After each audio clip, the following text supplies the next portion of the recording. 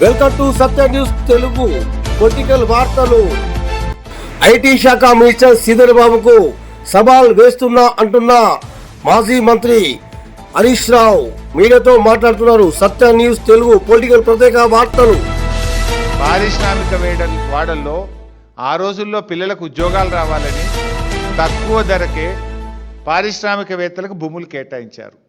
9,292 ఎకరాల భూమిని ఇవాళ 30%, అది కూడా రిజిస్ట్రేషన్ వాల్యూ 30% రిజిస్ట్రేషన్ వాల్యూలో కట్టించుకుంటే రాష్ట్ర ప్రభుత్వానికి 4 నుంచి 5 వేల కోట్ల ఆదాయం వస్తుందని నిన్న మంత్రి గారు చెప్పారు.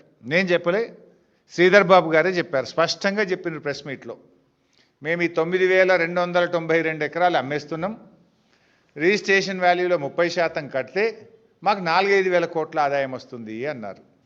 మరి నిజంగా ఈరోజు ఆ 9,292 ఎకరాల భూమి విలువ ఎంత ఈరోజు మార్కెట్లో? ఖచ్చితంగా 5 లక్షలకు తగ్గదు. 5 లక్షల కోట్ల రూపాయల విలువ కలిగిన భూమి. మరి నేను అడుగుతా ఉన్న శ్రీధర్ బాబు గారిని, ఈ ప్రభుత్వాన్ని, ఈ 5 లక్షల కోట్ల విలువ కలిగిన భూమిని 4-5 వేల కోట్లకే ఎందుకు కట్టబెడతా ఉన్నారు? అంటే మిగతా 4,95,000 కోట్లు స్కామ్ కాకపోతే ఏంటి? దాన్ని ఏమనాలి? మీరే చెప్పింది కదా 4-5 వేల కోట్లే వస్తాయని. ఈరోజు బహిరంగ మార్కెట్లో ఈ భూమి విలువ 5 లక్షల కోట్లు.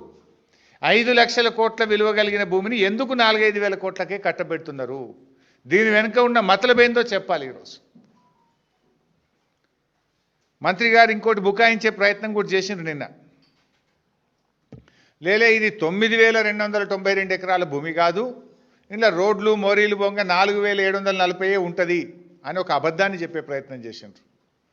నేను అథారిటీగా చెప్తున్నాను, ఎందుకంటే ఆ రోజు cabinet sub committee on revenue resource mobilisation చైర్మన్గా నేను పనిచేసిన. ఆ రోజు ఆర్థిక మంత్రిగా క్యాబినెట్ సబ్ కమిటీ చైర్మన్గా నేనున్నాను.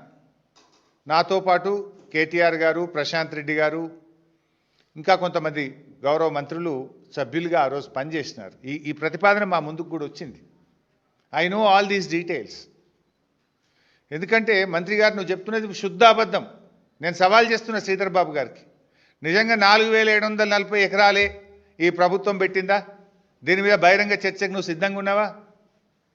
సగం మోరీలకు పోతుంది, రోడ్లకు పోతుందని ఇట్లా బుకాయించంగా ఇక ఎదుటోడేం మాట్లాడాడు, వానికి ఏం తెలియదు అనుకుంటున్నావా? మేము కూడా ఆ రోజు ప్రభుత్వంలో ఉన్నాం కదా.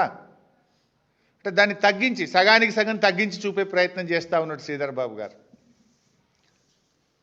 అంటే భూ కుంభకోణం యొక్క విస్తీర్ణాన్ని సగానికి సగం తగ్గించాలనేటువంటి విఫలయత్నానికి శ్రీధర్ బాబు గారు పాల్పడుతూ ఉన్నారు.